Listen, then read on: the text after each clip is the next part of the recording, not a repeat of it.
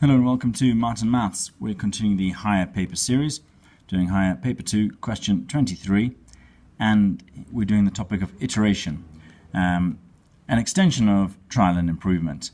We've got to show that 2x cubed plus 4x equal to 3 has a solution between 0 and 1.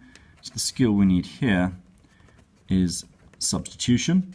You could substitute straight into that and see that all 0 is less than 3 and 2 plus 4 is greater than 3, but it's better to rearrange it and imagine it as a new function, and that's now, say, your y equal to, and you want to set where does that equal 0, i.e. where does that function cut the axes, because that's what they mean by a solution. Where is the x-intercept?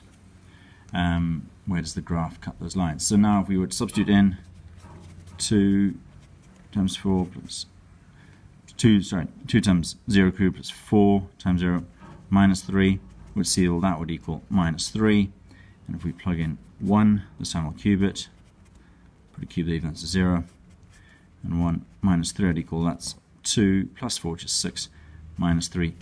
And that's what we're looking for, that there is a sign change between the points 0 and 1. For instance, it's gone from below the x-axis to above the x-axis. So there we go. We've shown that it has a solution between those two. Then they ask us to show that it can be rearranged. So they've told you that the skill needed here is rearranging. We can see that there's x cubed there. So we're going to take that function that we have it,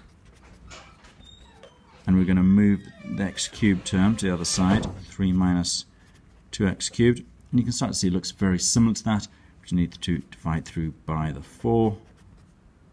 So 3 there, minus 2 over 4, which is a half x cubed. And there we have in that form. That's just one mark there, but the skill there needed is rearrangement.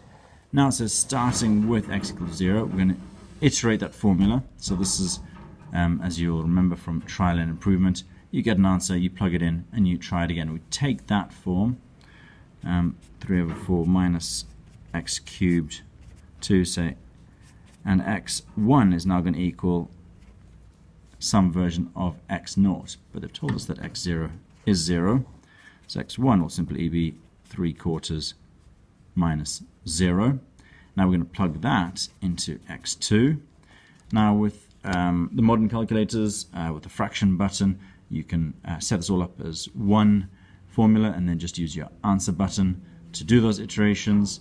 Even with these older calculators that I've got, you could still set up that 3 divided by 4 minus the previous answer, and I'll get 3 over 4 to be my answer.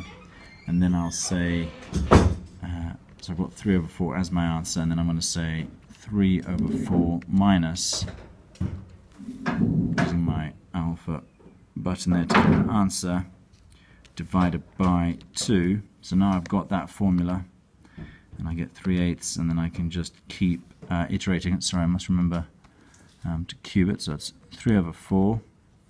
So that's the answer from x1. I'm now going to use that answer, 3 over 4 minus that answer cubed divided by 2, and I want to just use brackets there. Obviously the more modern calculators can get that all in one step, and then I can just keep iterating that, and they've only asked for a few steps of it, but I could start to see that it starts to converge in about 0.63, but sometimes they'll tell you, say, 1 decimal place or 3 significant figures. Here they've asked 3 times. So we've got the first one there, and 3 over 4 minus 3 over 4 cubed divided by 2 give us 69 over 128, and then we use that, 3 over 4 minus that answer cubed divided by 2 gave us 0.672.